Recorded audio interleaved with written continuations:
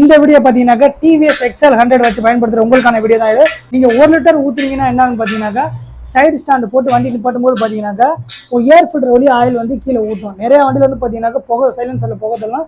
அதே மாதிரி பார்த்தீங்கன்னாக்கா இந்த ஹெட்டு இந்த டாப் மூடி இந்த இன்னஸ்பைட் சாஃப்ட்வேர் எல்லா இடத்துலையுமே வந்து உங்களுக்கு பார்த்தீங்கன்னாக்கா ஆயில் லீக்கேஜ் ஆகிட்டே இருக்கும். ஸோ வந்து தயவு செஞ்சு சொல்கிறேன் 2040 ஊற்றாதீங்க, 10W30 மாற்றுங்க. அதே மாதிரி பார்த்தீங்கன்னா நீங்கள் வந்து 1 லிட்டர் தயவு செஞ்சு ஊற்றாதீங்க. 900 ml மட்டும் ஊற்றுங்க, உங்களுக்கு பர்ஃபெக்டாக இருக்கும் இன்ஜின்.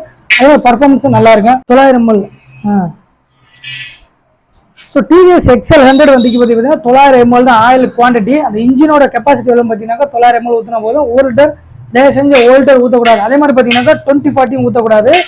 என்ன கேட்டுன்னு பார்த்தீங்கன்னா நம்ம வீடியோஸில் நிறையா சொல்லிட்டு இருக்கேன். ஆனால் இருந்துமே வந்து தெரியாத மக்கள் நிறைய பேர் தவறு செஞ்சுட்டு இருக்கீங்க. 10W30 மட்டும் மாற்றுங்க. அதே மாதிரி பார்த்தீங்கன்னாக்கா 900 ml மட்டும் ஊற்றுங்க. ஓகே ஃப்ரெண்ட்ஸ், தொடர்ந்து நம்ம சேனல் பாருங்கள், சப்ஸ்கிரைப் பண்ணாங்க, சப்ஸ்கிரைப் பண்ணுங்க.